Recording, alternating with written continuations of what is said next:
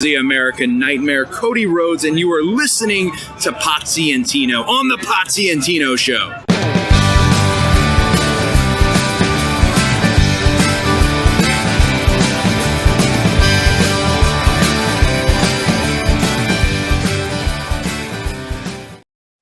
Ladies and gentlemen, boys and girls, children of all ages, the Pots and Pans Network brings to you its tag team champions of the world. That's right. We now have an intro on the show. Thank you to the American Nightmare, Cody Rhodes. That's right. The guy going all the way to WrestleMania against Roman Reigns.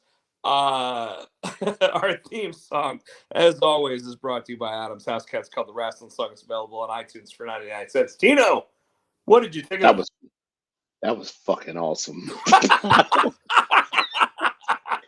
That was awesome. I was not sure I was gonna hit the cues on it. But yes, the very first one that I put together for tonight was the American Nightmare, Cody Rhodes, and his whole thing. But Tino,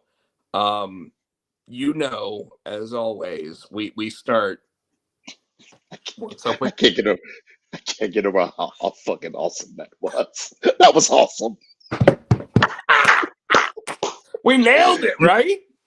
You popped me on that one. That was awesome. I loved it. That was good. Oh man. Feel good. Let's see. Not a whole lot going on with me. I had last week. Let's see. I had put my car in the shop. I didn't know if I told you that. Is it your turn yet, bitch? No. But you did not tell me anything about the car in the shop. What's going on? So, it's out now. So, you want to go first? No. Just go ahead. Seriously, No, I won't do it again. I promise. No, seriously. What happened with the car? So I've been noticing for a couple of weeks that what's up, Michael Turner? Was probably about a month that even in fifth gear, when I would shift gears in the fifth gear, it would like rev high. It sounded like I needed to shift again. I'm like, what the fuck is that? And Nicole drove it. And she thought so too. So, well, maybe it's road noise. I'm like, because I'm in fifth gear. So not like last the highest Thursday, gear that you got. Yeah. But it sounded like I wanted to go higher. So not last Thursday, but the Thursday before, I was driving to work and it was like not too far from home. And I got to a stoplight and it was a neutral. I put it in neutral. And then all of a sudden my damn RPMs went. I was like, what the hell is this? And it was just up there and it was like revving like it wanted to go. I'm like, so I like tried, maybe it's stuck. So I hit the gas pedal. That didn't do anything. Sounds like a bad 80s movie. So I put it in, the light turned green. No matter what gear I put it in, first, second, or third, it wouldn't go past 25. So I turned around and let it on back home and just got in the truck and went to work. So I took it to the shop last Monday. Excuse me. And he took a look at it. He got back with me Tuesday. I think he said, yeah. You got a hole in the radiator leak, and then you need spark plugs, and the reason behind the whole was the throttle body was bad. So the throttle body sounds like a transformer.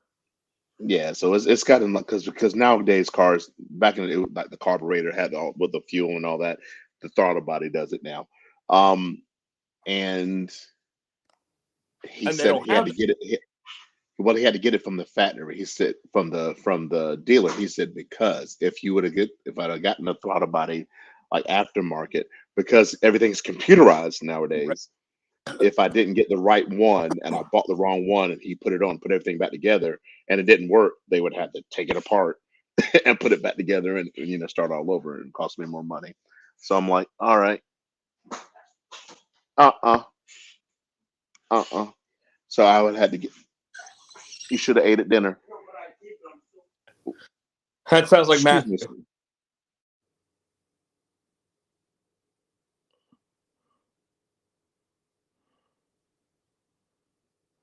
Man, he is really good at muting that mic. So, And so yes, $1,600 later. God damn. Yeah, the Jeep's running again. I was so mad, dude. I was like, really? Originally, they were like, it was going to be between 1750 and 1800, but they were able to get the throttle body cheaper. The original throttle body was going to be like $610. That's just for the part. I've never heard of anything called the throttle body. Mm-hmm. And it's an $1,800 part apparently that you Well, got. no. It was $600, but on top of the new radiator, the spark plugs, and and okay. and and then the labor and all that shit. Yeah, God damn. yeah. I'm glad I only have one car. Well, luckily, I had the truck because otherwise I'd have been sitting at home. Oh yeah, Yeah, it's running. I Yeah, hope Michael, it's it's running. running. I hope I it's got it running. back. Damn. I put I put it I put it in Monday. I got it back Thursday. So, but yeah, so that's that we did, and then so yeah, I was pretty much pissed the whole weekend, and then this week's been going pretty good, and then Saturday I'm out of town going to Hickory. Of course, now with these the PLEs, I'm always out of town. Seems like so we got the so I got so I think the Elimination Chamber is Saturday, and I've got Hickory Saturday. So Well, I'll the probably question next there is Sunday. what time are you leaving Hickory? Because I assume as soon as I wake up on Saturday, I'm gonna start watching the PLE. So it's gonna be like 9 a.m. Well, yeah, but I've got a 9 a.m. class and 11 a.m. class I got to teach, and then I got a 1 p.m. appointment. So I'll probably just watch it Sunday when I get back. You probably just listen to it on the way to Hickory. No, no, I gotta be able to watch it and concentrate, and then when I get to Hickory, I usually take a nap. So it don't matter to me. I'll watch it Sunday when I get That's back. fair. That's fair. I will do my damnedest to not sit there and go, Tino, goddamn, did you not see this?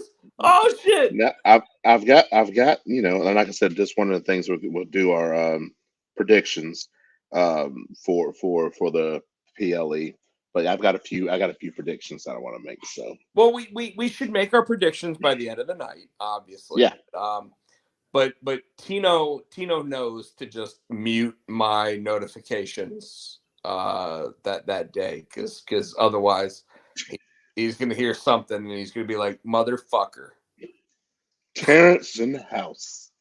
Oh, Mr. Helios, Chris Barrett's in the house, and Michael Turner. Woo, woo, Yep. woo. We got a crowd going already. Yeah, we got a party. Yeah, Nice. Tino, what else is going on with you? like I said, I got that, and what else Anything we else got going on going? with the fam? Mike, Matthew got anything going on? Nicole got No, anything? well, we Sunday. Well, they're off today and tomorrow because today was the President's Day. holiday, and Yep. then tomorrow's a teacher's work day, and then Sunday we went because Matthew his football the Pop Warner football thing. They finally had their final banquet, after the holidays and everything, Yeah. and we went to Drive Shack, so we went out there. And that was fun. We had good fun hanging out with them, and then he brought a buddy home. His buddy stayed the night, and so and I got up and went to work, and Nicole had a friend visiting from New York, so she hung out with them today, and now she's at her drum lesson. She'll be home soon. But other than that, man, we're just rocking and rolling. She's teacher work day, so she'll be working from home tomorrow. And of course, I gotta go in the office this week, Tuesday and Thursday. So she'll be here and I'll be in the office. But I only have one appointment tomorrow, so I'm probably gonna try to wrap that up quickly and come home. Nice. Yeah, but and other than that, man, like I said, when just trying to figure out, getting over that sticker shock for the car. We went grocery shopping today. I mean, just normal domestic life. So that's about it. So okay. I gotta say, the past couple weeks I've been trying to improve the quality of the show here, right? So I gotta say, this week I threw on the old school Potsy and Tino show, like logo with the That song. was. What did you think of that? What do you mean at the beginning of the show Yeah. or the logo? The logo's right there. Yeah. That was But there last week. no. But the on screen with like the theme song and everything. Like, I told you that shit rocked. That was fucking awesome. I thoroughly enjoyed that. like That popped me big. I was like, I was trying not to say anything, and I realized, oh, I'm muted anyway. So I could be like, oh shit, look at that. so you know that recently I've taken on the role of like doing trivia for one of the local restaurants in the area. Yeah, God And, bless you. Writing those questions, I know, got well, to be a pain in the ass. yes, And yeah. I saw your one of your Facebook posts. I think you're writing something like really gonna be hard, and then there's gonna be but the easy ones. I'm like, what are you talking? So your what do you say it was something along the lines of, well, these are gonna be hard and these are gonna be easy, LOL. I'm like, what is he doing? So it's funny because normally I like if there's a really hard round, I try to make sure that the rest of the game, because there's 3 rounds of trivia. I try to make it so that like if one of the rounds is really hard, I try to make the other 2 rounds like even it out some. But it's so funny when like when all of a sudden everybody's like, God damn, that was like the hardest round of trivia I've ever played. And it's like, like, okay, well, and when I see that, because I do two nights of it, right? So the first night, like if it goes over like a fart in church, I sit there and I try to like waffle out the fart in church on the second night. You know what I mean? But Right. but it doesn't always work that way. So but I feel like I'm getting better at it to where like uh the easier questions are actually easier. So we'll see how it goes. But I mean, the people that play it are always like, yeah, man, we're totally down. Like you got some really good questions in there. So we'll see how that goes. But Tino, I have this little guy right here, and yes, I've been throwing it in here like while you're sitting there saying your stuff and everything else. And the reason why is because my new little baby Zor comes out on Wednesday in comic book shops everywhere, and I want to make sure that everybody out there, Michael, Chris Barrett, Mr. Helios, everybody has a chance to go into their local comic book shop and buy a copy of Zor #1. Comes out Wednesday, and it's the first new comic book that I've had since probably since Mandalorian. I mean, I've had other junior high horrors issues come out, but I Did haven't had Stomper not come out? a new title Just come out. what was It that? The wrestling one that hadn't come out yet. Not yet, no. Um, but I do, I, want to let everybody know that Immortal Ultraviolent #1 is going to be fully lettered and everything and ready to go. So it comes out in June to go wow. along with Zor #3, which will be the final issue of Zor.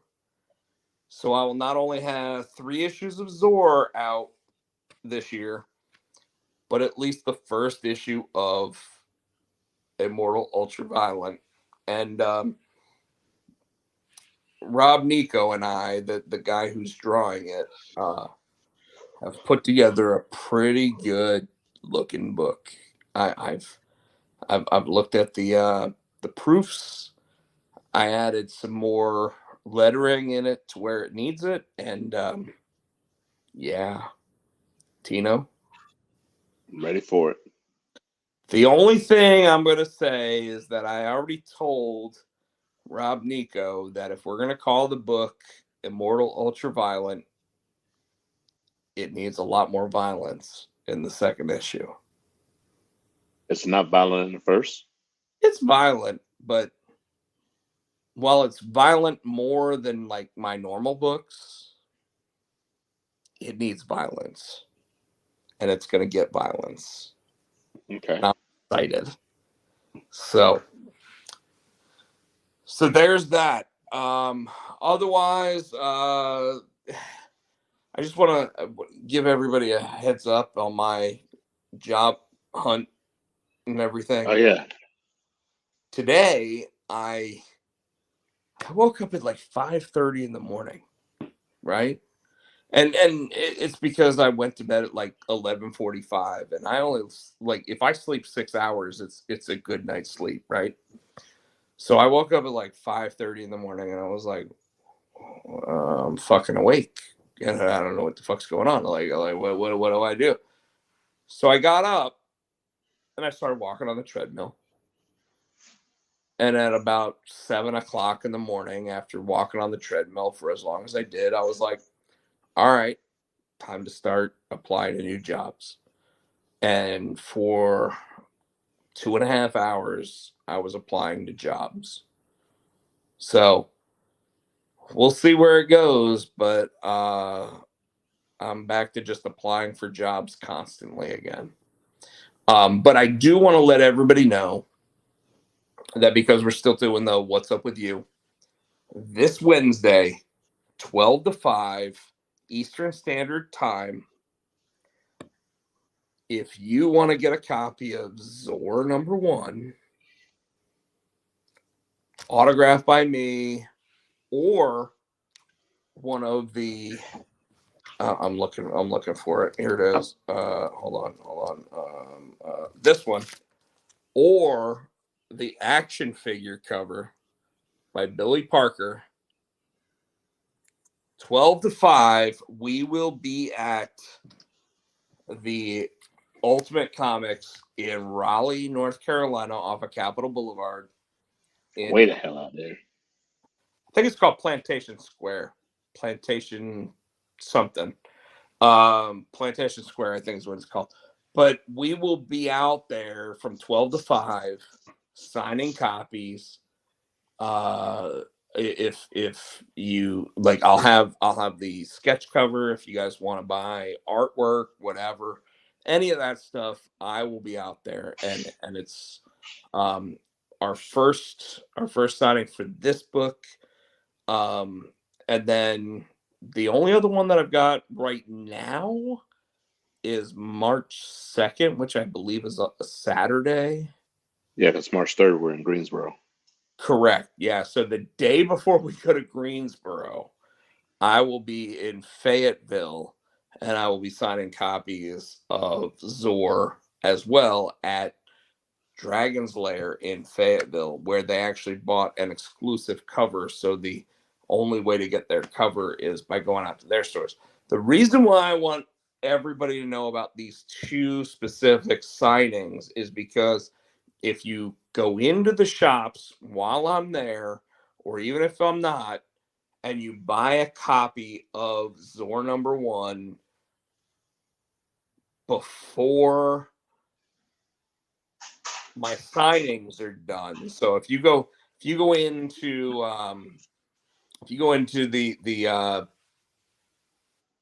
the shop in Raleigh, or if you go to the shop in Fayetteville and you buy a copy of Zor #1, whether it's the Dragon's Lair exclusive or it's just a copy of Zor #1, both shops will have one of the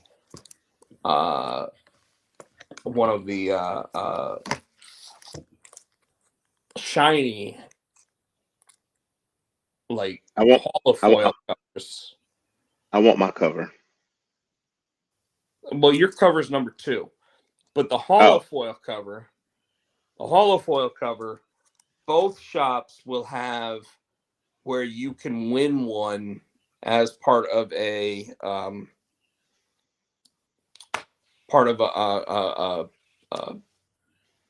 raffle. So are they not selling the holofoil cover? You just got to win one. I mean, you can buy one from me those days, but and they might have a couple of them available. How much are the But hard? I mean, the holofoil covers are $20 each. So anybody who wants a chance at a holofoil cover, if they're willing to buy a regular version cover, they have a chance of getting the holofoil cover. And my cover is issue 2. Yes. The Tino cover is issue number 2. That's the one I'm definitely. I'll get one, but I'm definitely going to get an issue 2. I'll probably get them all 3. I see how it is. I mean, look. The sad thing is he didn't even have he didn't even have the white beard. So like you grew the white beard after it was covers. It was the younger version of me. Thank you, Chris Barrett. Congrats on having a cover published, Tino. No, that was funny because he drew the. You said he just drew it, and it happened to look like me. And Rob goes, "Oh, look, that's Tino."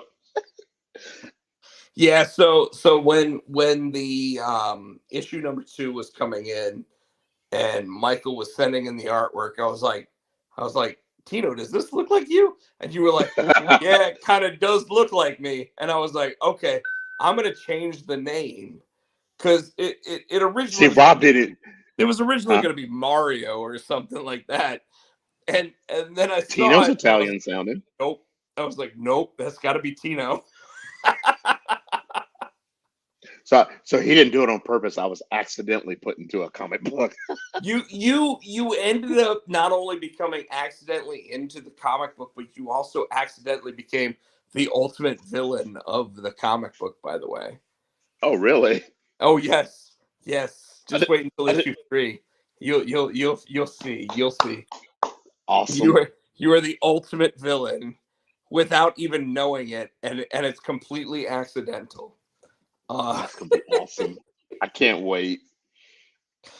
Yeah, it's and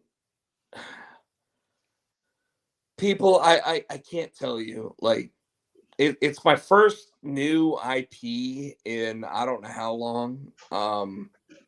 Obviously, Junior High Horrors has been a pretty big seller for me. Mandalorian was a good seller. Ex Liefeld's was a good seller. Dead Sonya was a good seller. This is something where it's gonna have legs, and it's because like the people that I've let already read it have sat there and said, and Tino, I know that you said that I was going to talk long, and I wasn't planning on it, but it's one of those things where like the people that I've let read it have sat there and said, wow, this really has heart, right? And it's something that like when people read it, it means more than just your regular 20-page comic book. And that's what's important about it, and that's what I'm trying to make sure people understand. So when they go into their comic book shops this Tuesday or Wednesday, and they ask for copies of Zor, if their comic shop doesn't have it, see if they can still order it, and if they can't, let me know, and I can make sure you get a copy of it. It is that important. I mean, we have the holofoil covers, but $6 you can get any of the regular versions. With that said, Tino, I'm not gonna drive this. Cool. The holofoil does look cool. I like that. And by the way, the holofoil is this is all I'll say about it. It is the Michael Adams cover on the front, but it is the Rob Potsy Pochak cover on the back, so you get both covers. with the really cool holofoil look. So and then the inside's just like a regular comic. it's the same book on the inside. The difference is that you get that really cool looking exterior with the, I mean, it's like a cardstock cover that you get with it as well. So, with that though, I mean, where do you want to start? It's not really. I think the big chunk of it probably would be the WWE, but there's a couple of things I do want to touch on at AEW. One of them is we knew that the Young Bucks were going to maneuver their way into a title match. Yeah, but I think the most important thing I want to talk about, and I hadn't thought about it until you said it, has Sammy Guevara really hurt both the Hardys? I knew he hurt. I knew he hurt Jeff Friday on Rampage. I don't remember what did he do to Matt? How did he hurt Matt? Don't you remember his like Matt's very first match in AEW when Sammy jumped off like the top of like the ladder or whatever and like crashed onto Matt? Like there was, Vaguely, I remember that. or Matt was supposed to dive onto Sammy and dove over him or whatever, like whatever it was, like something that caused a major injury. And back in the day, it was something where Matt was like, "Oh, it's just something that happens," and blah blah blah. But you were talking, and you sent me the video of how Matt reacted to the Jeff Hardy situation and what Matt happened. and Matt and Jeff. It was like after I guess they went off the air. Matt went in there to check on his brother, and as he helped him up, they both flipped Sammy off. You know, and pretty much just roll out of the ring. But here's my question to you: we've had TLC matches in the WWE, right? With the Hardys, Edge and Christian, and the Dudleys, right? So this is pretty much, I guess, a mini TLC match. So Jeff has been in these matches. So is it Sammy's reckless? Because Jeff didn't. I don't know if Jeff is. I don't want to say controlled chaos. You know what I'm saying? I don't know if Sammy has that same. Jeff could have done that move to Sammy, and Sammy wouldn't have got hurt. In my opinion, do you agree? I think that the way that he landed on him looked very painful. Like Sammy looked like he landed midway between where he was supposed to and where he wasn't, right? Oh, his knee caught Jeff in the face. That's what broke Jeff's nose. But that's what I'm saying. Though Jeff has done that move. So again, is it because is Sammy reckless and too fast? You know what I mean? Because Jeff is reckless too, but I don't think Jeff, as many times he's done, because he's jumped off of ladders, hadn't hurt anybody. You know what I wish to say here, which is that it's just a moment of circumstance where someone jumps off and they land in the wrong spot. But this is twice. But it's not just twice though, and it's twice with Sammy Guevara Yes. in matches with the Hardys. But it's not just twice with Sammy Guevara. No, and it's not true. just twice with AEW. This is those moments where you can tell that they're not practicing ahead of time, and this is something where, like, okay, we talk about how NXT is at the same level as AEW in terms of ratings and everything else, right? The difference is that the NXT people practice these moves, and they practice them to make sure that nobody gets hurt. And you also have someone like Shawn Michaels, who has gone through a 40-year wrestling career of watching and being part of these moves. So he knows when and if someone is really ready to deliver this type of thing. So to your question, I think you know the answer. Like, I don't want to sit there and say that Sammy Guevara is hurting people on purpose. Oh, But no, and it's not. I But you're do. right. I don't think Go ahead. I think you're right. I think they're not practicing, or if they are, it's not like the WWE ad nauseum, and you've got agents watching. Because I was watching, because I on YouTube I watch all the Maven videos, and Maven has said time and time again that they were like, you need to get. That's one of the reasons why he got let go. You need to go out there and practice, kid. You got to go out there and practice, kid. You got to go out there and practice, kid. And Maven's like, didn't. And that's one Arn Anderson and Malenko, and he was naming some of those road agents back. They were always on him. You need to go out there and practice, right? I just don't know, and I can't say because I'm not there, but I don't know if AEW is as, I won't say harping on that, but you know what I'm saying. If they're as, you need to get out there and practice, kid. You need to get out there and practice, kid, or if he just letting them go, and hoping that these guys, well, I guess they're professionals, hoping that these guys know what they're doing. You know what I mean? And they're So going to get it right. I'm gonna go ahead and say right now, and I haven't looked at the comments. I know that we got like 4 or 5 comments in here already since we started Uh-huh. talking about this.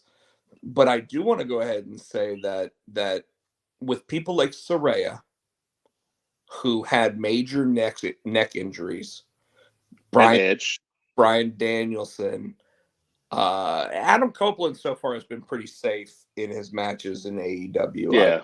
feel, and it partly because of who he's working with.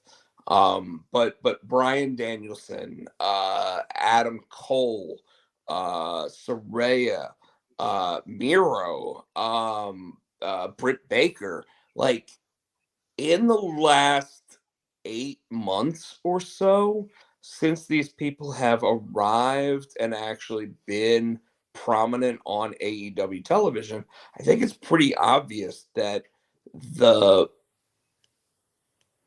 the statement that Tony Khan said about workplace safety recently does not necessarily apply to in-ring safety. Like the workplace safety might be 100% accurate. It might be where everybody is doing this work and making sure that like nobody's hurting each other backstage, nobody's getting in fights, nobody's doing this, nobody's doing that. But the truth, Tino, is that like I've said all along that these people that are signing with AEW so that they can actually reignite their careers aren't necessarily doing it in a way that is formative to them looking like they're truly being safe and everything else. Hmm. And like I'm trying to find the words for it as I say it because I want to be as positive as I can about the competitive nature of AEW. But the fact is that these people and hell, it's happened in WWE as well. CM Punk came back. CM Punk actually blew out his right tricep. Now I like Nikita Lyons is out again. and Cora Jade, right? So it's not just one brand, and so Yeah. for anybody who wants to sit there and normally say that Rob is just calling out one side, I literally Tino said Nikita Lyons, but I just called out 2 other major superstars that were really making improvements and coming back and doing some big things with Cora Jade and CM Punk. The the, the thing that I really liked about what CM Punk said was he sat there and said, "Well, I blew out my left tricep about 2 years ago, and the right one just felt like it wasn't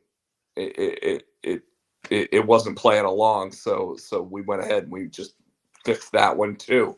And I love that about him because, like I told you a couple weeks ago, sometimes the human body just needs to get corrected, right?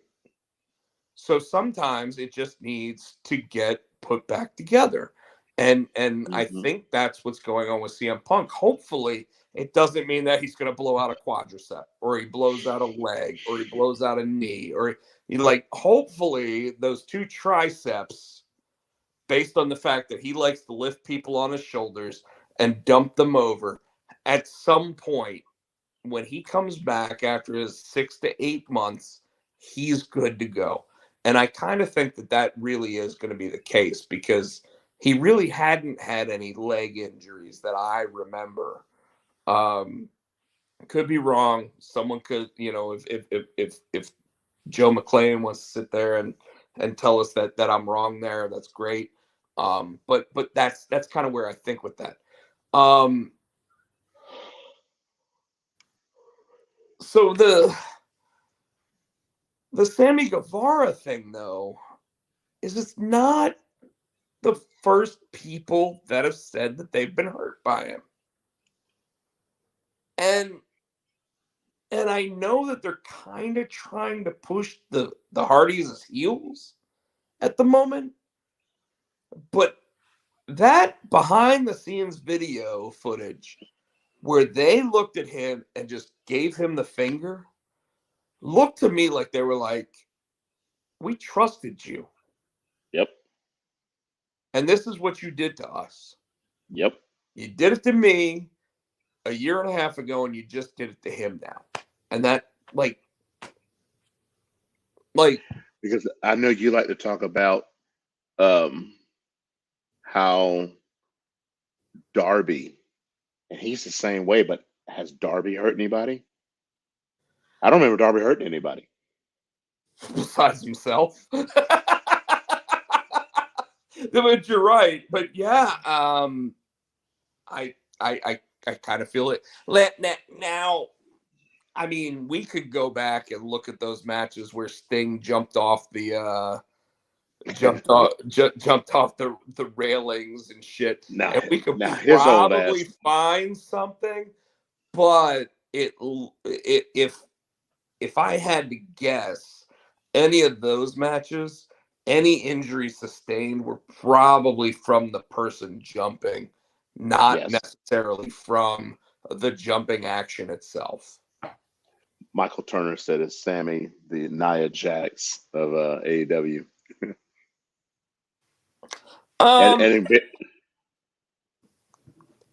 You know, it's not a bad analogy. No. And Michael, I would have never said it if you didn't ask, but it's not a bad analogy. Like Sammy Guevara, he's such a talented athlete. He's so talented. He has all the talent in the fucking world. But I guarantee that right now, if the standing of the Hardy Boys is anywhere in that mid to upper tier in AEW, Sammy Guevara set himself back 6 months from anything.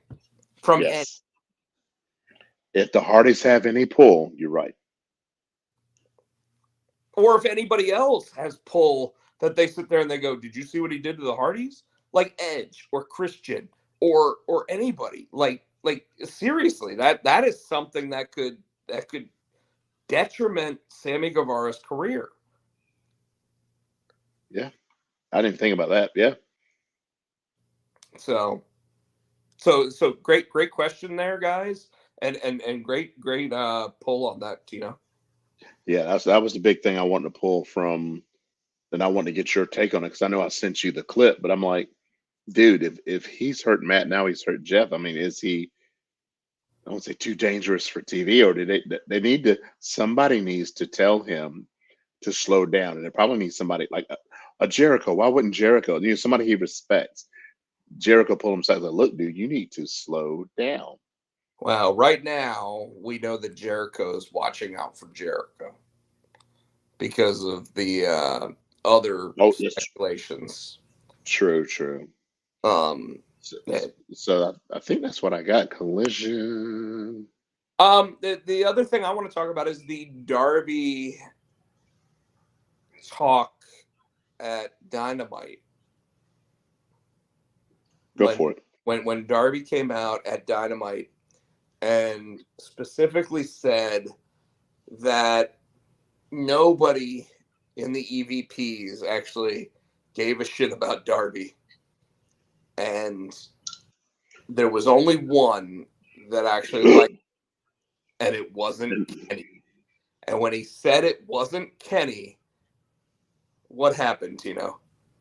Everybody lost their minds because they knew who he was talking about. But how did the crowd go? They start cheering Cody.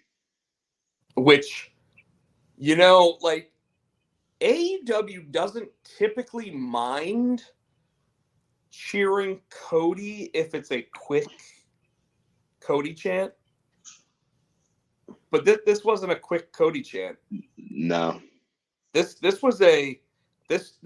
almost was WWE powered Cody chant.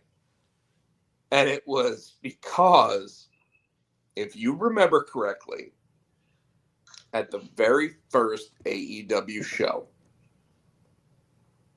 what was Darby's match? Cody Rhodes. But do you know what the end result was? Good. He won. He beat Cody, didn't he? No. But Cody. he didn't need to beat Cody. It was a 20-minute Broadway as the first match of the show. I forgot about that. And by the way, that's what got Darby his AEW contract. That's what Chris Bear just said. Yeah. 20-minute Broadway. And by the way, I remember that match.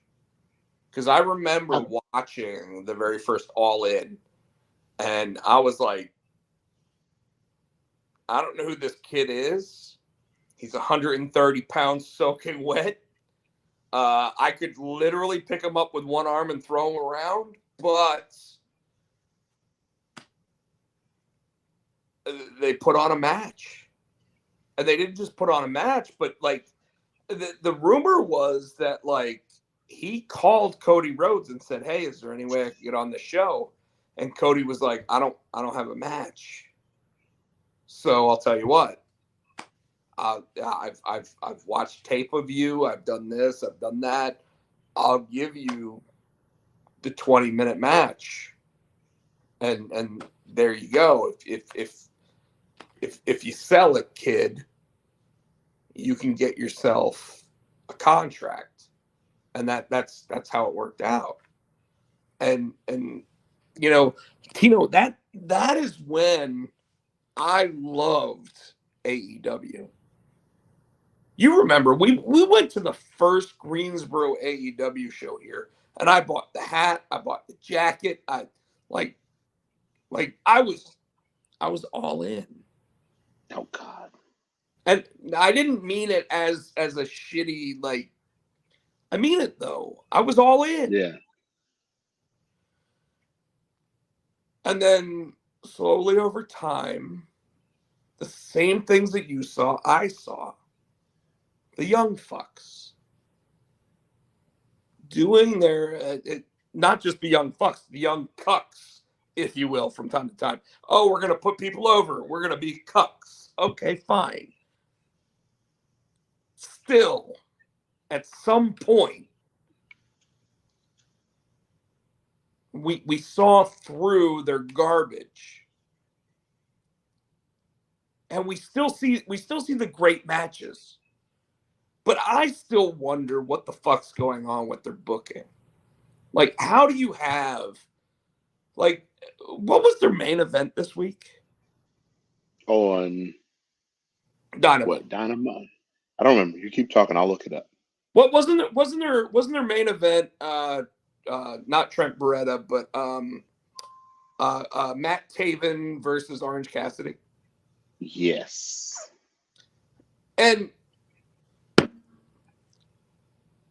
do I understand why Orange Cassidy is in this match? 100%. do I have any understanding why Matt Taven, who I don't even remember the last time he's had a televised TV match, is in the main event of this match and this show? Yeah, you do. You I do. do. Because they said it. Roderick Because it Strong pushes the has that Roderick match, Strong match. and they're trying to soften him up for Roderick. So yeah, that's why he's probably going to run through all of the kingdom. But hold on. Why is this the main event match of Dynamite? Didn't they earlier in the night have Edge versus Daniel Garcia to determine who goes up against Christian at the pay-per-view? Yep, they could have done that. They could have done the Moxley and Hardwood, which was a hell of a match. There was a bunch of matches they could have done. They could have had the meet with Swerve, Hangman, and Joe at the end of that. So why did I watch Matt Taven, who, by the way, the match was main event quality. I don't want to dispute that. that's undisputed. Okay, everybody. Yeah. You did one earlier. I tried my hand at one. I don't want to dispute why the match quality was there. But this is why people stop watching AEW television after a certain time of night. This is why the main event doesn't get the rating it's supposed to. It's Why? because they're not putting on the best segment at the end of the night. It was a great match. But Matt Taven is not a main event player in AEW. No, but Orange Cassidy might be. And yes, we talk about it. We struggle with it on a weekly basis, trying to say that you need to build your next players. I get it. But you can't go from not being on the card at all to being in the main event and trying to say that elevated him. They're elevating Orange. They're not elevating Taven. And they are. Orange is undefeated. Orange has had that title twice now. I think they are trying to elevate him to main event level. So they're trying to build a new main event star. So if you want to have that argument. With Taven, how many times have we had people that are trying to build the main event against somebody who isn't? Well, you know what I'm saying? So I'll tell you what. You obviously know that I watch WWE more than I watch AEW or Ring of Honor or TNA or anything else, right? How often is the WWE main event not two main eventers? Or at least two very high mid-carders. It's apple and oranges, right? It's not, though. And this is because their main event. They do have a main eventer. It might not be okay. Taven's not one. I agree with you, but Orange Cassidy is. And see,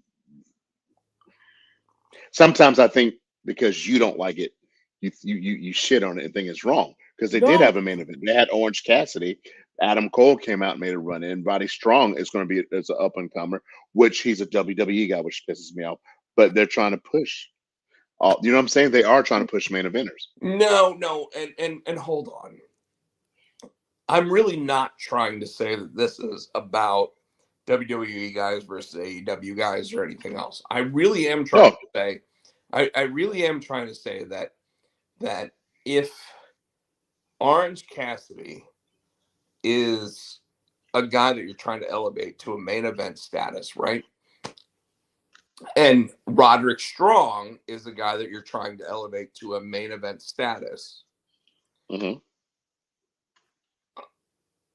That there's still a way to do it without having Matt Taven, who I haven't seen on TV in a year. He's been on TV on he's been on their AEW app, more than a year. On their app, I get No, it. he's been more than a year with the whole Undisputed Kingdom run around Roderick Strong. He's been on AEW TV more than a year. Okay. I'll put it this way. I have the same problem with Pentasierro Diamero all of a sudden being in the main event, them saying he's worth being a world champion, even though he hasn't won a match in 6 months. Penta does deserve to be a world champion. Settle.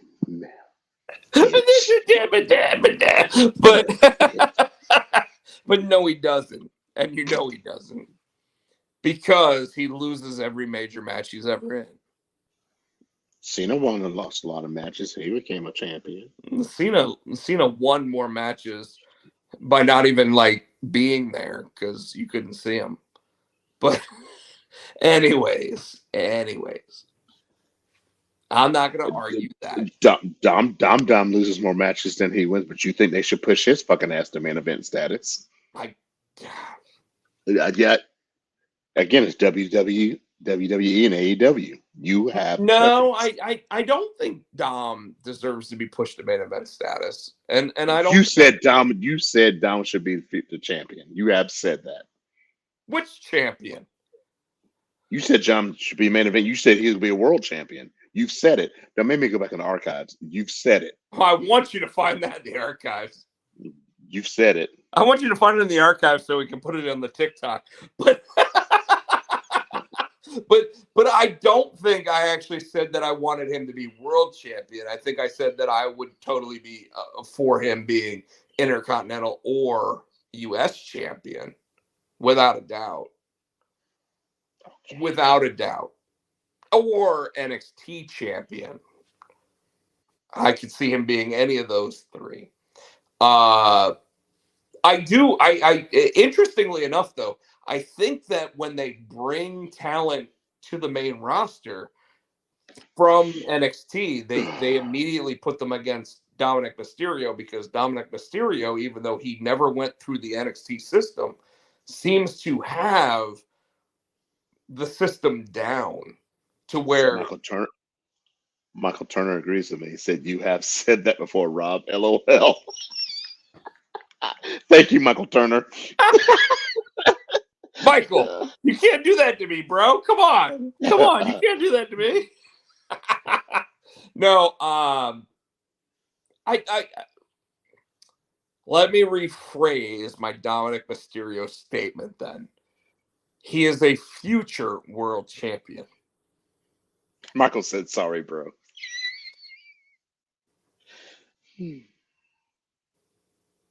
All right. Anyways. Yeah, who, Tom or Nick? That's the real question. Which one of those is going to be the world champion? Is it going to be Tom or Nick Mysterio? Our truth. So we're still talking about Dynamite, right? Okay. The Darby statement, and I know that I started talking about this. We really didn't talk too much about it. He called out. He basically said that the California EVPs. So he was specifically talking about Kenny and the Bucks. I guess it kind of fulfilled what we expected to be that match. Tino, I gotta ask you. You know that there's gonna be a ton of pro wrestlers, like retired guys, whatever, sitting in the audience How many of them do you really think are going to get involved in this match? The Sting match? Yes. Oh, we talked about it last week. We did. I don't know. But the more you think about it, like, I don't know that they will. oof. Because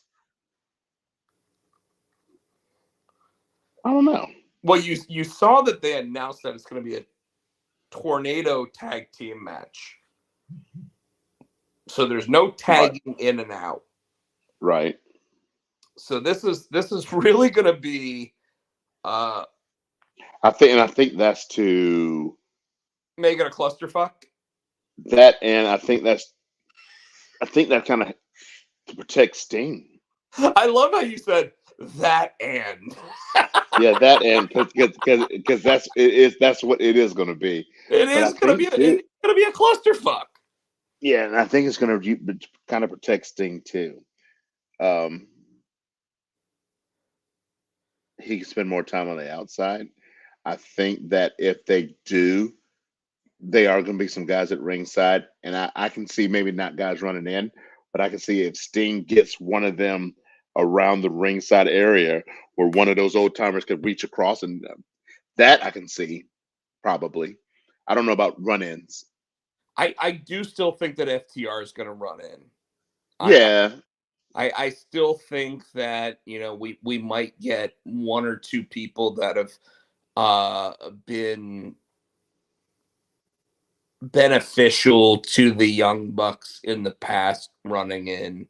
I don't know who it might be. Maybe the Hardys because they've been playing the heel role recently. I don't know, but I think that we're gonna get. I think it's gonna be a clusterfuck. like I said, I think we'll get run-ins, but I think run-ins from the AEW. Like some of the old timers, like I said, I think the most that they will run in is probably getting pot shots while they're on the floor. Well, we are gonna see Flair sit there and get the doink and probably one of these in Yeah. because I mean that's just Flair, right? Like that's what we expect. Of course, at this rate, because it's AEW, kind of expect Flair to get at least 2 super kicks. like the over under on super kicks to Ric Flair is probably 2, right? Like both of them Yeah. one at a time, like hitting him at the same time, knocking him out. I kind of think that's how you get rid of Ric Flair in the match. Yeah.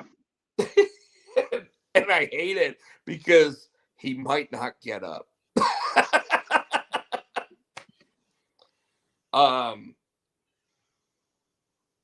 Yeah, so I mean, like we're building towards it.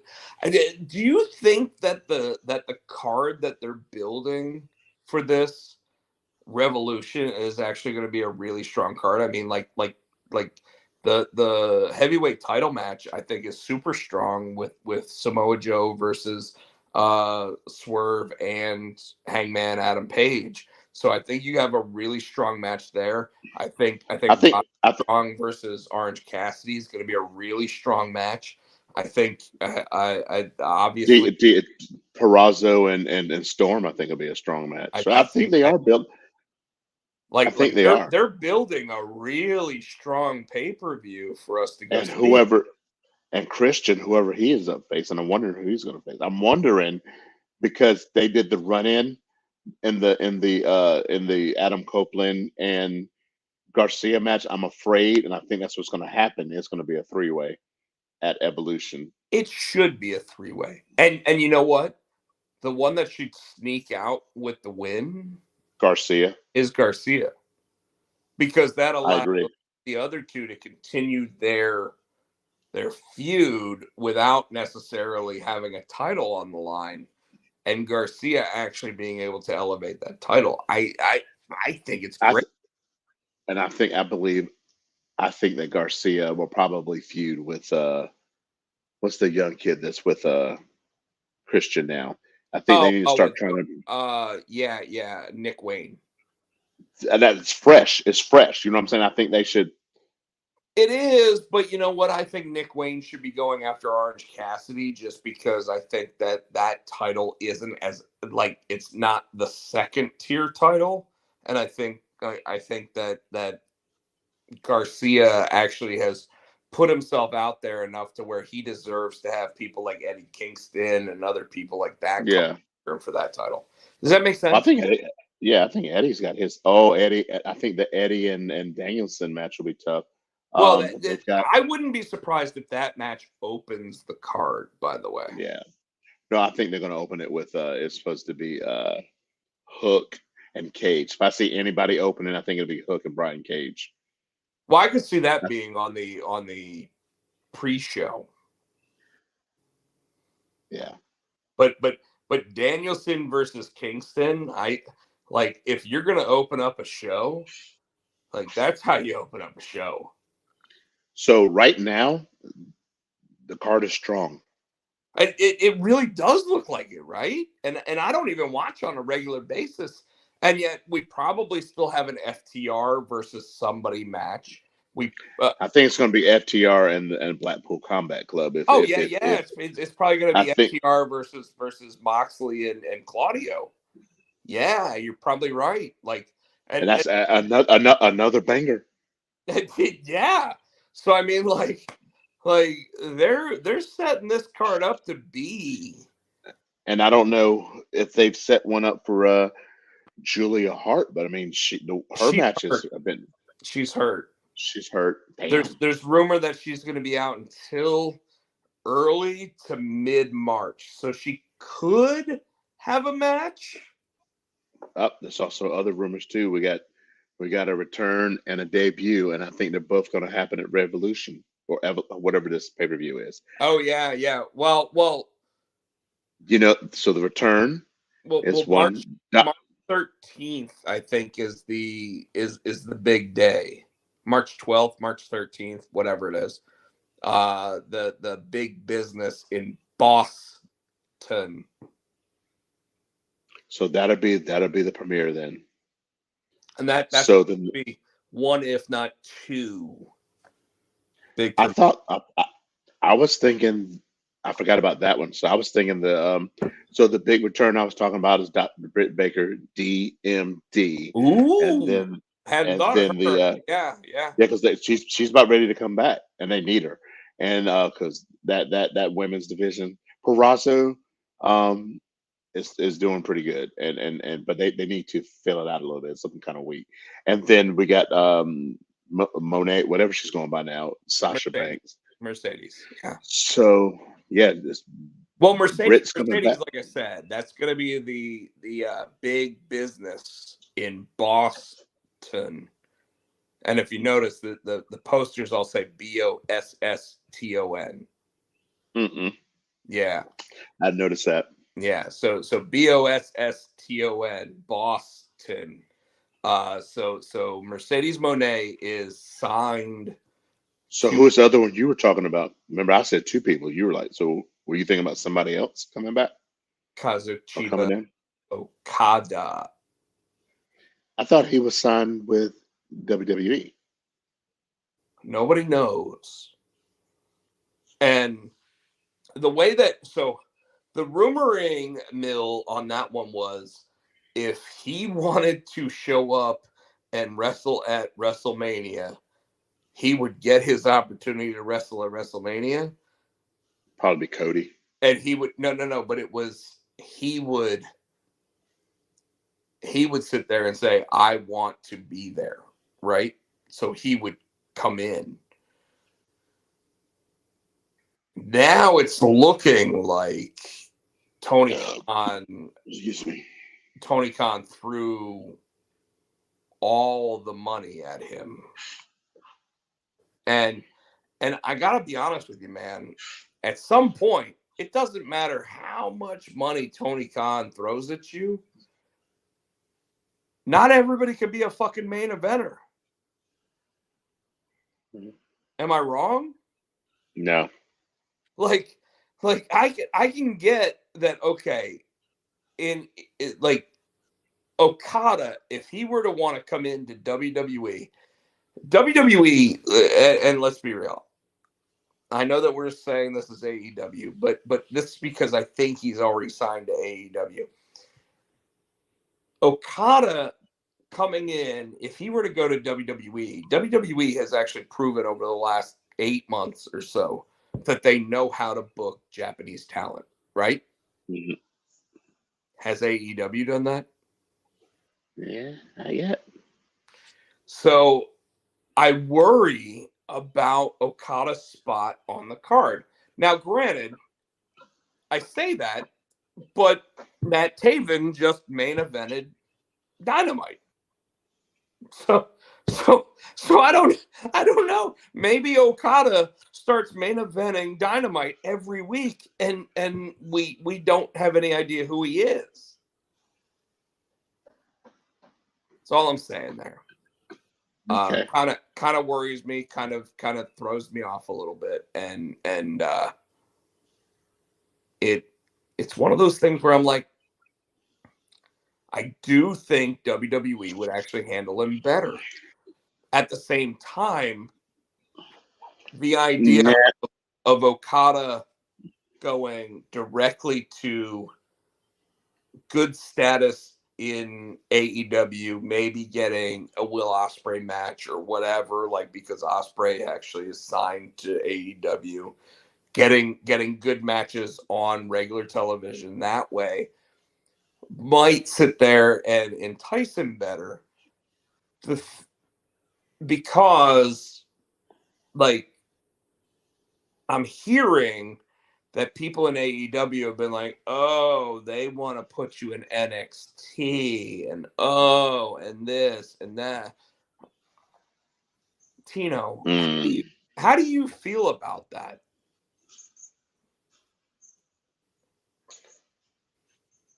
With that big a name, I would think that they would want to put him straight to the main event. I mean, the main roster.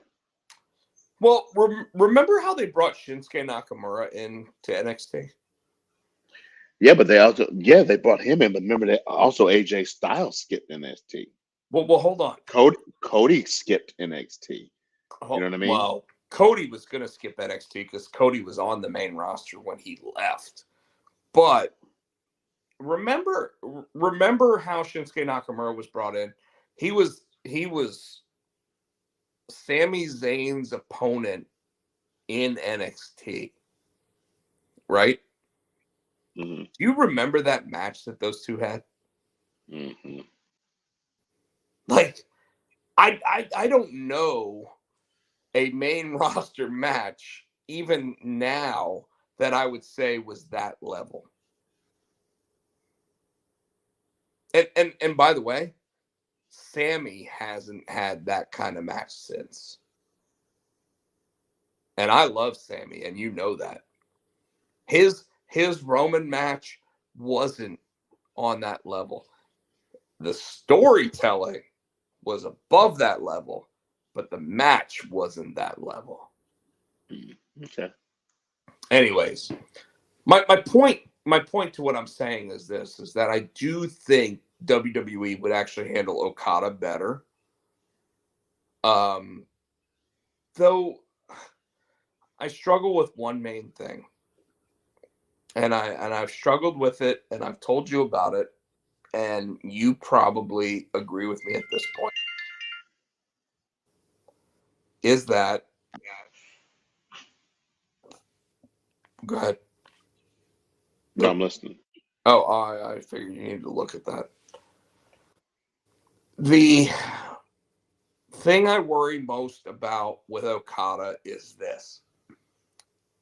Same thing I worry about with everybody on the main roster is that Triple H so far has been too scared to move those top 3 men's championships. Mm-hmm.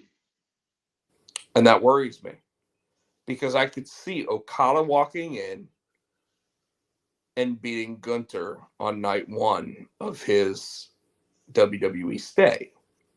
Ooh. Which would be an instant moment, right? Mm-hmm.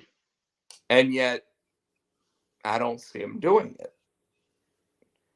Even though I could see if Vince, before all of the garbage, I could see Vince making that move day one. Okay, I can see that. So anyways, you ready to talk about WWE stuff? Yeah, because there's a couple of things. After speaking of Okada coming into there, sure. Let's do it. And it's something that we talked about, and I didn't want to see, and I'll be damned if they didn't fucking do it on Friday night. They had Damage Control in the back with the just like they do with Shinsuke. They were speaking Japanese and they had the translation. Remember, I said they shouldn't do that because they would be overdoing it, and I'll be damned if they didn't do it. And I was kind of disappointed. What were your thoughts? Well, I mean, you and I were both in the same boat on that. Why you can't do the same thing for everybody. And I don't know if they're, and I'm hoping that if Dakota Kai does turn on Bailey and does go back to Damage Control, that she can be their mouthpiece, because you don't want to have on Raw and SmackDown the exact same gimmick, and that's what it pretty much will boil down to. It's yes, 100%. I 100% agree with you because I think it's exactly what I said last week. At the same time, I would rather them actually put up the closed captioning so that I can understand what the fuck they're saying, no matter who it is. Right. But 100%, I agree. Just like I said, I think last week I said it. I don't want the same gimmick being used on both shows. Which is why I wanted Dakota Kai to stay with Damage Control and why I want her to turn on Bailey. If it's short term, I can deal with it.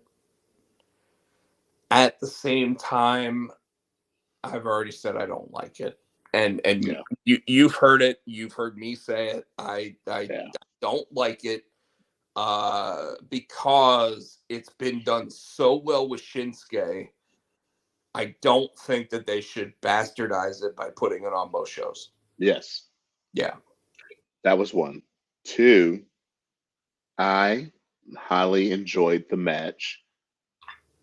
Kevin Owens and Dom. That was a good match. And I think one of my favorite parts of the match, and it wasn't even in the match, it was on commentary. And I think I texted it to you. He was like, when when Dom started to do the Three Amigos, and Kevin stopped him, and he started to do the three, and he said it was the Three Friendly Canadians. I forget who said it, but I popped. He said, "Oh, it's not Three Amigos, it's the Three Friendly Canadians." I loved the part where R-Truth came out and Dominic told him, if you want to be part of Judgment Day, you got to grab me a chair. And R-Truth was like, no. and he grabbed the chair, and then he grabbed the chair and then he sat in it. which made it even better. And he kept calling Kevin the Miz. He said, "Come on, Miz." And by the way, I love that. And obviously, we're doing this during Monday night. If DIY doesn't come down wearing black and green, I'm going to be very disappointed. Considering he called him DX last week. He said, "Shawn Michaels." Very disappointed. Triple H. Dude, when hilarious. He sat there and he said, Shawn Michaels Triple H, and all of a sudden, like as they went to commercial, Johnny Gargano looks at Tommaso Ciampa and goes, "Well, I am a sexy boy." like they better come out wearing black and green tonight, and obviously my TV screen is off, but I'm gonna be watching that here shortly. So, dude, if you hear, "Are you ready?" and everybody and it is them coming out, that would be hilarious. And Triple H and Shawn Michaels, they would fucking find it. They let them do it. They would actually go for it. By the way, I think they would let them do it. But it would have to be R-Truth coming out first and being like, and then having to go, "Are you ready?" Like that's how you'd have to do it. Otherwise, it just doesn't ring true, you know. But I'm hoping. Nobody tell me what's going on. I'm hoping. If they don't, they missed the boat. If they don't do it, bro. Especially considering how many memes there've been where they've put their faces on the DX faces. Yeah. Where's Road Dogg? How's he doing? Dude, they should bring Road Dogg out tonight. That's they should bring Road Dogg out, and they should have R-Truth as Billy Gunn. Yes. That would be hilarious. Yes. I'm 100% down. Maybe bring out X-Pac. I don't care. No, fuck that. But so the other big thing I wanted to, I guess we got like 15 minutes left. So the big thing that I want to talk about is you mentioned it earlier, Hollywood Rock. So what you got? So all right. On SmackDown. First of all, I want to go ahead and say that this week's SmackDown is taped, which means they get a free Roman Reigns and Rock appearance if they want it. And I haven't read anything about spoilers or anything else because WWE's been pretty good about keeping those under wraps.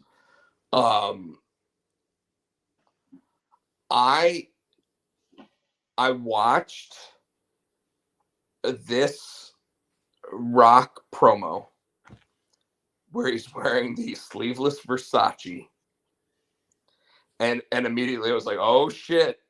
And Terrence sat there and sent me a message. Mr. Helios sent me a message and I said, "Oh, we got Hollywood Rock." Except Tino, except I don't know if you noticed, but when he sat there and he said, "I'm going to make sure you lose," he pointed his finger directly at one person. And it wasn't Roman Rhodes because he wasn't out there. He pointed it at Roman Reigns. That's the one thing. And then the second thing, what is that? What does that mean? I mean, Austin Gunn from the gun club from Bullet Club Gold sat there and was like, "We're already full up on membership." But the L that The Rock pointed up makes everybody think that it is one of those moments where The Rock is playing double agent. And, you know, the WWE is really good at visual cues, right? Mm-hmm. Like before Bray Wyatt passed, and we didn't know that Wyatt was back. I mean, I literally am seeing your mini me walk behind, so that there's a visual cue right there, right? When Bray Wyatt passed, before he passed, they started showing The rabbits, White Rabbit. the white rabbit background. They started showing different people in the background that were all kind of like queued up to the Bray Wyatt situation. They started like having Triple H come out, and when he talk on the microphone, there'd be a QR code on his Mm-hmm. microphone. Like different things like that that really kind of. And if you listened to Roman Reigns at the beginning of the promo, he flat out said, everything we say here is gonna matter, and everything we do is gonna drive the story. And those aren't the exact words that he used, but he's basically saying, pay attention, and when we get there, the payoff is gonna be money. Yeah. You agree? You disagree? Yeah. No. And I think that just leads me back to The Rock is going to be the reason that Roman loses that belt, and it's going to keep the storyline going, and it's going to be Rock Roman at SummerSlam or Survivor Series. So I was talking to Shavar a little bit today. Shavar actually bought tickets to WrestleMania Night 2, by the way. Him and his son are going to go to WrestleMania Night 2 and Raw. Nice. Yeah. So they're going to Philadelphia for it. And what he paid for it, I was actually like, okay, that's fair. Actually, I didn't think it was crazy. But he did say this, because I was like, so what do you think? What do you think here? What do you think here? What do you think here? And he said, I don't think we're going to see The Rock interfere in the match with Cody and Roman. And I still think it's going to be what I said. The Rock is somehow going to be a special guest referee, so and it's going to put the Mike Tyson DX Stone Cold deal. So I said to him, because I do think that they're planning on doing this tag team match night 1.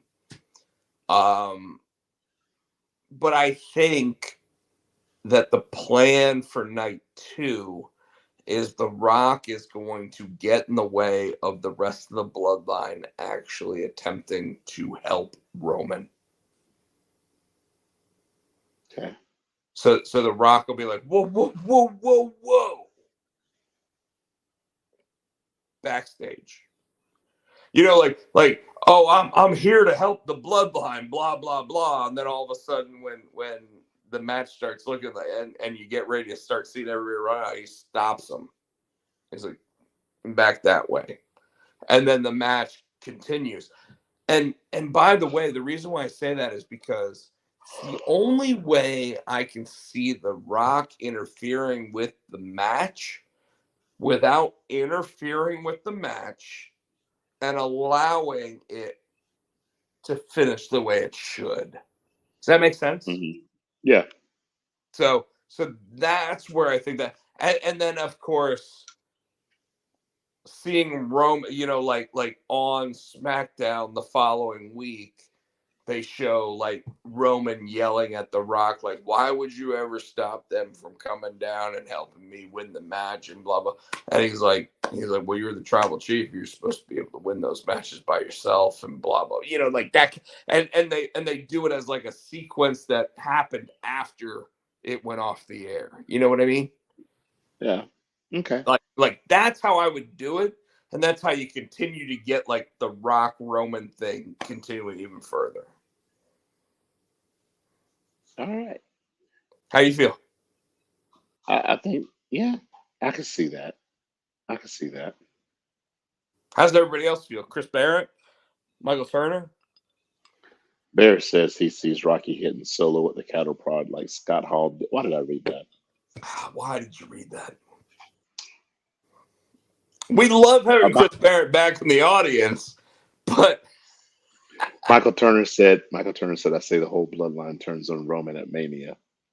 And Cody wins and they all walk out on Roman. So,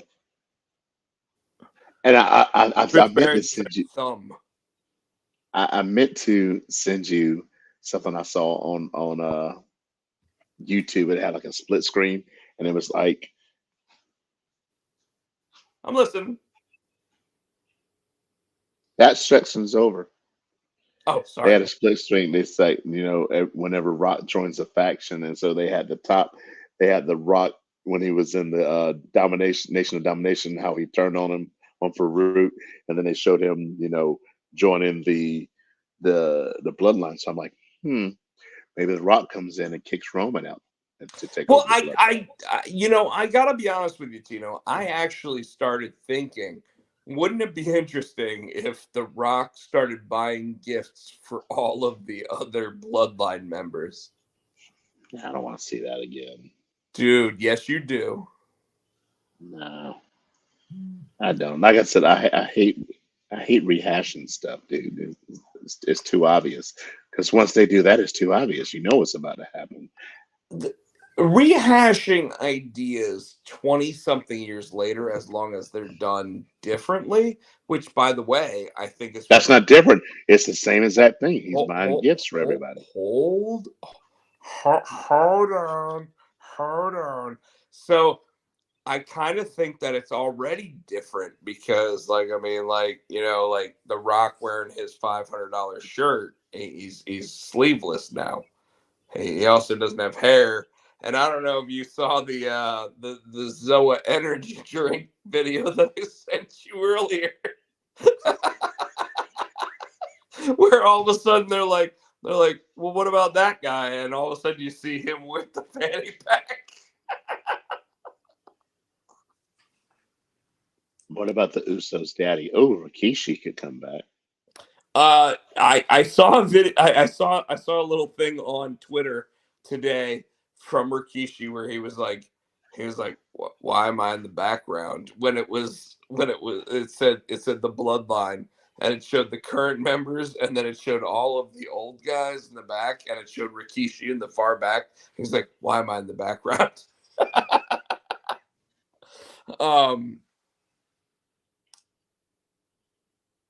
Tino, are you excited about main event WrestleMania?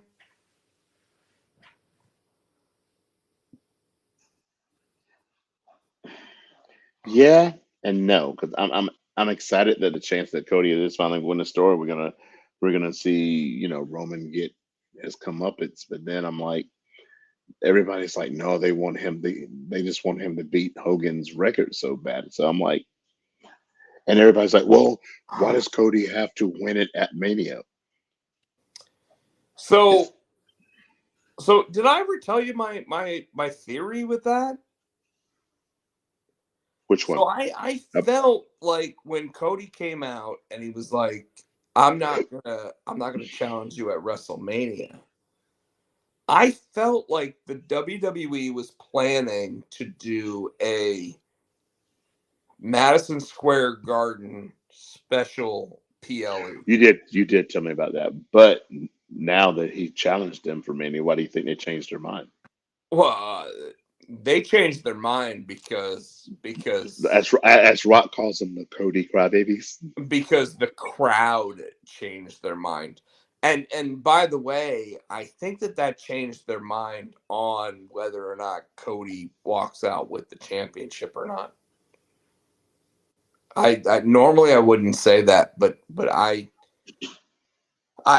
think that like The Rock walking in, getting his $30 million, and all of a sudden being on the board of directors, there's rumor that he has say in the decision-making process. And with that, I kind of feel like originally he sat there and said, I want me and Roman Reigns. Now he's actually going for night one tag team match, and night two, I think he said Cody goes over, and I think it's like I think it's the right decision if that's what they're planning. Mm-hmm. Like it the only other, and I've said this, and I've said it multiple times, and I will say it one more time right here, just because I think it's important. If you're gonna do it any other place other than WrestleMania, because WrestleMania was never part of the card as to what finishes the story, right? Mm-hmm. So the only thing that really was what finishes the story is him taking that belt from Roman Reigns. But if you're not going to do it at WrestleMania, and you're not going to do it Cody Rhodes, Roman Reigns at WrestleMania, the only other place that it makes sense that you do it is at Madison Square Garden, because that's the place that Dusty Rhodes didn't do it. But if they listen to fans and got Cody that match at WrestleMania, and then they don't give Cody that belt at WrestleMania, is Well, and that's what I'm saying. Right now, I think that's where it changed. I think yeah. that's where they went, shit, we got to do it. If All right. they had told the story properly, and I'm only saying this because I do still think that WrestleMania is the place that you have to do it. But if you told the story properly, if Cody were to tell the story the way he wanted to, and he said, Triple H, I want to win this at Madison Square Garden with that one light coming down on that blue ring. Like dude, I lived in New York. I saw, I don't know, 16, 17 of those specific Madison Square Garden shows on the MSG network. They would show them a month after they actually like happened, and they blew me away because it was like it really made me understand the business, and I was like 12. But All right. if they were to do one of those, but do it as a PLE,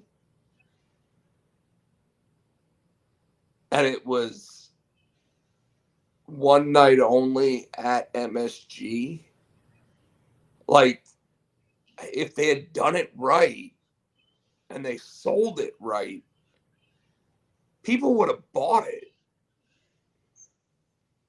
But instead, yes, bring The Rock back, making The Rock sit there and do what he was doing, like nobody was buying it.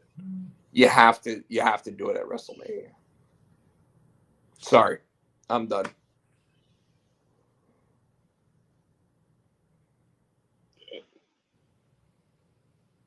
I got nothing. You sure? LA Knight, Drew McIntyre. All right, so here we go. So let's get the predictions, because we got to get our predictions for the PLE, the Elimination Chamber. Yeah.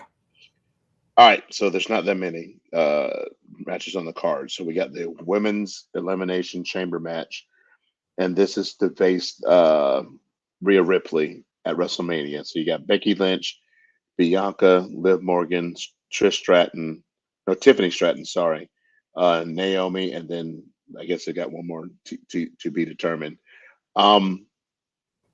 We all know it's going to be Becky. I don't even know why it's going to be Becky. They've been setting up the Becky and Rhea thing forever. That's the foregone. We already know that. Michael Turner said Liv. I can see Liv too, because they said Liv has revenge on her mind because Rhea put her out. So I could see that happening too. What do you think? I could see Liv Morgan winning, only to within the next 4 weeks lose it. to Becky Lynch. To Becky. Um, Chris Bailey's not in the chamber match.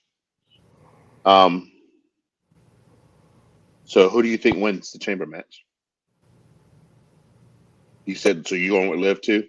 no, I'm gonna go with Becky because it just makes the most sense for WrestleMania. The men's chamber, you got McIntyre, Orton, Lashley, LA Knight, Kevin Owens, and Logan Paul. I'm gonna go with McIntyre. You know, the interesting thing is McIntyre is the only Raw member. Yeah. And knowing that Cody Rhodes is going to be going against Roman Reigns at WrestleMania, I kind of want to go with a SmackDown guy here. But I don't think it's going to be LA Knight, Michael Turner, because I think what they're probably going to do, since LA Knight and Logan Paul are in this match, they're going to set them up for a WrestleMania for that Intercontinental belt. U.S. title, So, but yes. And that's what I've been saying for, 2.5 months? Yeah, so that's going to start in the chamber. So so you said a SmackDown guy, so who wins the chamber then? So since CM Punk went down with injury, things have been changing. And I wouldn't be surprised. And I know you really want Drew McIntyre, which probably is an 85% victory here. Because it makes sense. And the reason why I say it makes sense is because if McIntyre wins, he beats Seth, CM Punk comes back, and then it's him and Drew. So here's my surprising. I'm gonna throw you a curveball. You ready? Randy Orton. Orton. I knew you were gonna say Orton, yeah. I won't say LA Knight because I do think that they're going to put him against Logan Paul. Surprisingly though, the other one that I don't necessarily want to cast out is Kevin Owens. Lashley. Oh, Kevin Owens. Like Lashley, I think is going to have Karrion Kross at WrestleMania. Yeah. So Kevin Owens, I don't think has an opponent. I don't think Randy Orton currently has an opponent. They could be Randy Orton versus Kevin Owens. Be a phenomenal match, by the way. Mm-hmm. But the two so of you said right now, the reason why I say this, and I want to put this on record. Cody Rhodes and the women's winner of the Royal Rumble were both Raw competitors, and now they're going up against a SmackDown person. So at this point, with CM Punk being out, I kind of feel like they need to put somebody back on Raw. All right, I give you that. And that's why I'm saying Randy Orton, but I could see Kevin Owens coming back over as well. Okay. Judgment Day, Tyler Bate and Pete Dunne. I think Judgment Day is going to start to crumble because I think that you got to give room for Damien to cash that Money in the Bank in, and I think he's going to get kicked out of Judgment Day. And if they lose that title, they can blame him. I just don't like the fact that Pete Dunne and Tyler Bate have only been together for like 3 weeks. Maybe 5 weeks. But even still. On SmackDown. So they had history back in NXT UK. They do.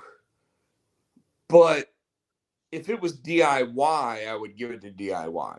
Does that make sense? Tell me how long. Tell me how long. Braun Breaker and your other dude's been together. You're right, but here's what I think is going to happen. I think Judgment Day wins here, and they lose to the Miz and R-Truth at WrestleMania. All right.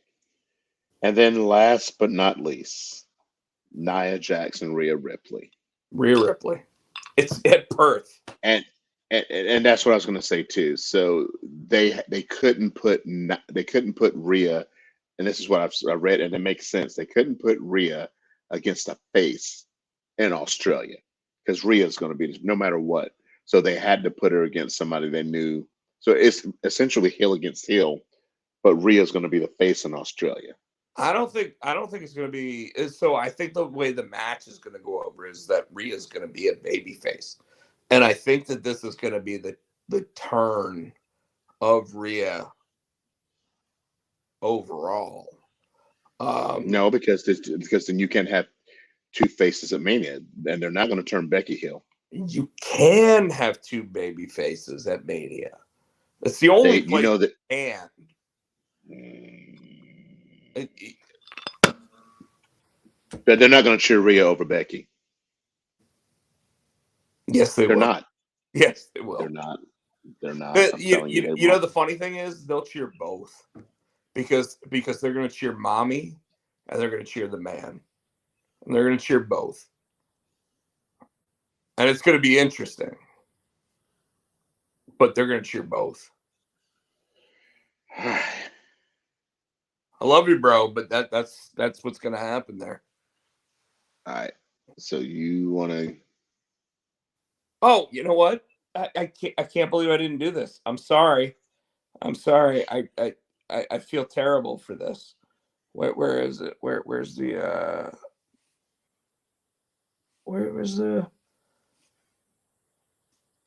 hold on.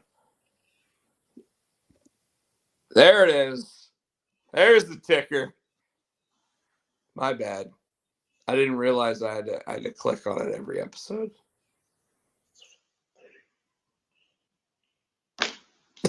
Oh, cool. Anyway, that's the show, folks. Rob, run down your handles. You got too many. I don't know. Some of them are right there. YouTube.com/Rob Pochek. Twitter/Pochek. X/Pochek, whatever it is. TikTok, Rob Potsy Pochek. Instagram, Rob Pochek, Rob Potsy Pochek. Snapchat, I believe Potsy was taken on there. That sounds like everything, right? Yeah. Of course, the Potsy and Tino show on Facebook. Tino? Yeah. Hoodie Fan 91 on Twitter /X. I am SC Tino on the Insta.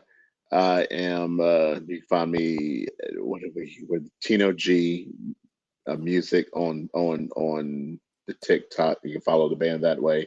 We're also the band's on Facebook at Tino Gray and Social Casualties. Want to say that thank you to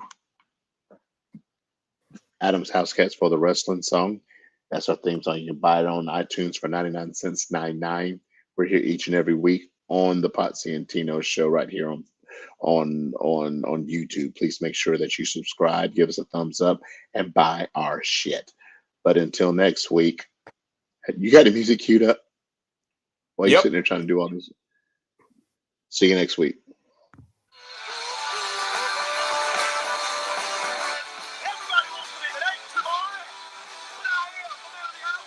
Oh.